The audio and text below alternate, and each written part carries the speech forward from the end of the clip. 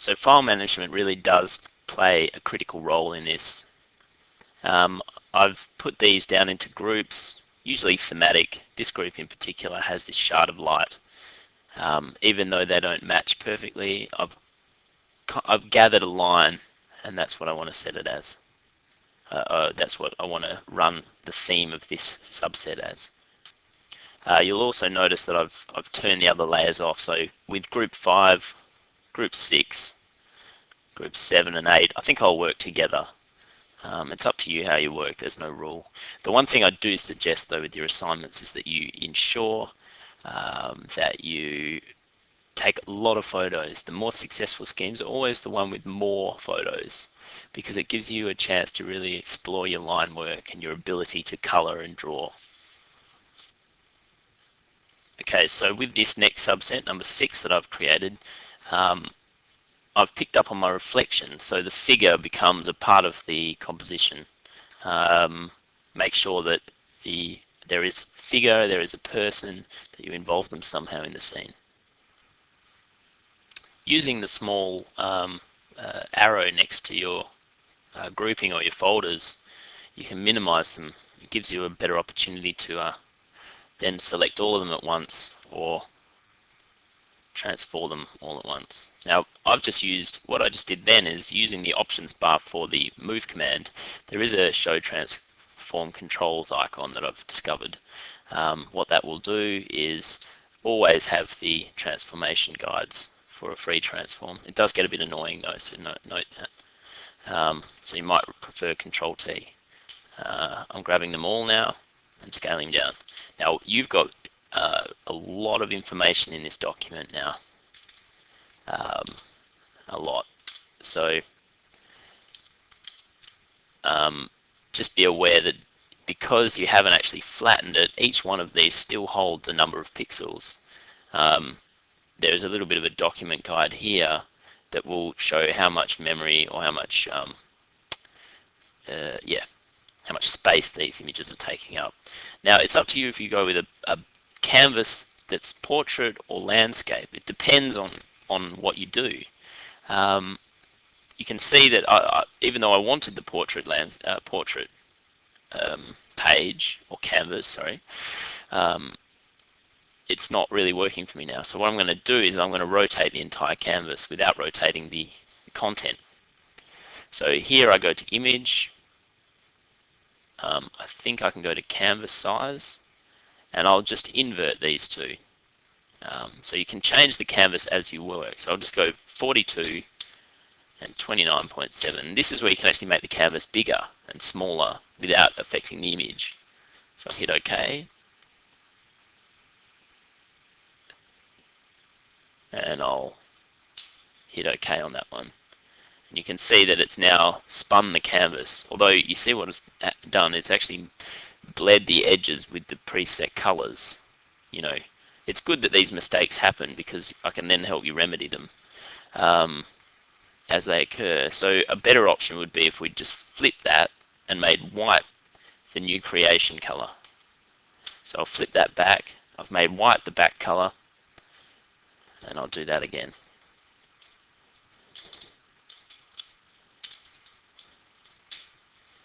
And I'll proceed.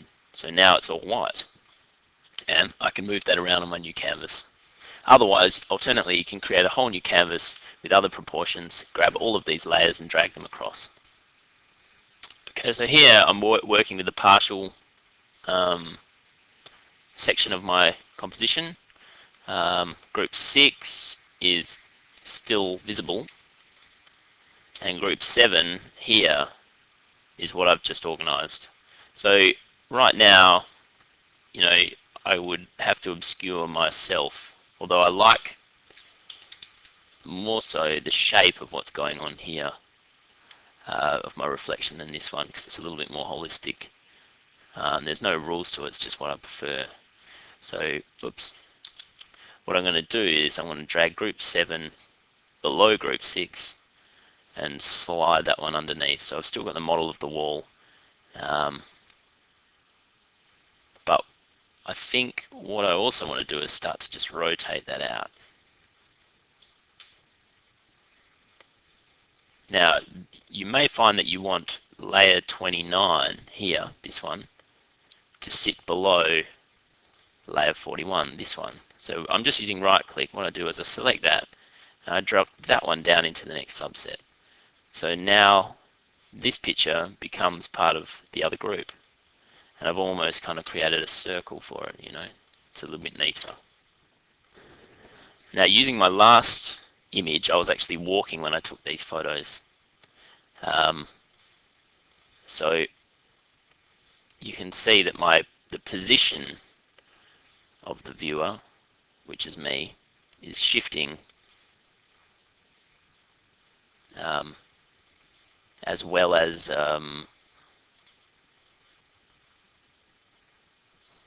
the image that I see.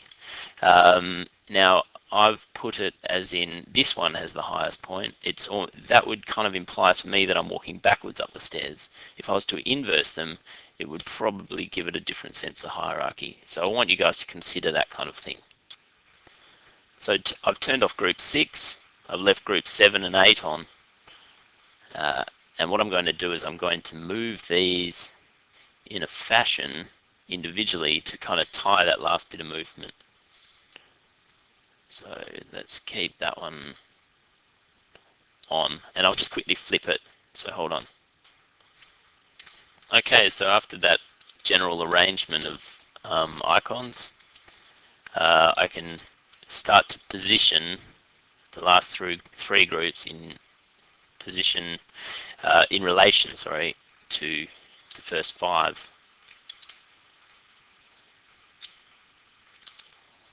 And be critical, I guess. It's the most important thing with this is that you want to think, well, can I get rid of one whole group? You know, be reductive, I guess, in the way that you execute your project, your composition. Zooming right out for a second, I'm just going to see how I can position this on the canvas. Now, it's very important to consider this. Let's take the Grand Canyon, for example, the Hockney picture. You can see he's very deliberately left the canvas. It kind of dips towards his feet as he takes photos and then dips back out. But I think the presence of the absence on this canvas and along these edges contributes a lot to the composition. So think about your positioning of the piece on your canvas. Right now I'm kind of going a little bit too close to the edges here and here, so I'm just going to scale the whole thing at once using the option menu transform tool. Gonna reduce again, hit enter, turn my transform controls off, and really maybe just make it a little bit lopsided and really centralize that shutter light there. Okay, so that's pretty much it. That's what we'll be working towards this week in the tutorial. Hopefully we'll get into some of the techniques involving image adjustment, but it's not a great concern to me because we've got Photoshop Part 2 in which we can do a lot of that stuff. Yeah, so I guess just to summate, we covered the user interface, how to create the canvas, some pointers on image resolution, moving, layers, transforming pieces on a canvas, and I guess the next thing, you know, that there's something really crucial about computing and a computer as a drawing device is I guess that how it exists as an interpreter. You feed it data, it offers opportunities to alter something, and then the final point is that it needs to be exported, okay, because it doesn't actually exist until it's exported. This is still a working document, the PSD file. Get into a habit of saving your work often. I didn't do it, but just to save, you can hit Control S or File Save, and then one of those directories that we set up a little bit earlier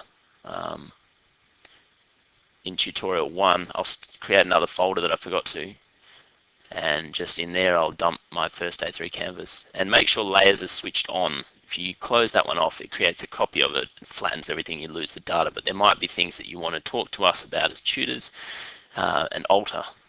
Okay, so that's saved. Now, you can't send a PSD document to the printer. It doesn't read it properly. What you need to do, and this is the convention for all things that we do in digital design, is we create a PDF document, a portable document format, and that then can be exported to a printer, uploaded to a website, reconverted down to or downsampled to an image that we can put elsewhere. Sorry if we're going on a bit longer, but there's a lot of stuff that we need to cover for this first technical lecture. So to create or export from a PSD document to a PDF document, we go File, navigate down to Save As, locate where you want to save it. I'm just going to call it First A3 Canvas Draft, because I know it's not the last one I'll work on. Draft 1. And you can see here the next option is Format. So in this list, we'll go down to Photoshop PDF. Now there's an option here that says Layers. In the PDF, you turn layers off. In the PSD document, the Photoshop one that you may want to work on later on, you keep the layers on. So here I'll turn that one off. It now makes it as a copy, and I'll save it. As the default, keep it as high quality print, and just save. Now this will open up in Adobe Acrobat. It'll also open up in Preview on a Macintosh machine. Okay, so what we do is, now I can minimize all this stuff that I've opened. I can navigate over to my directory, my, in your case, student directing. Mine's my staff directory. Go down to ARCT 1141 tutorial PDF, and you can see that that canvas is there. So I've double clicked it, it's opening, and there is a piece at A3 that I can hit File, Print, and I can send it to one of the plotters that we'll be going over in the first tutorial. Okay, so that's it.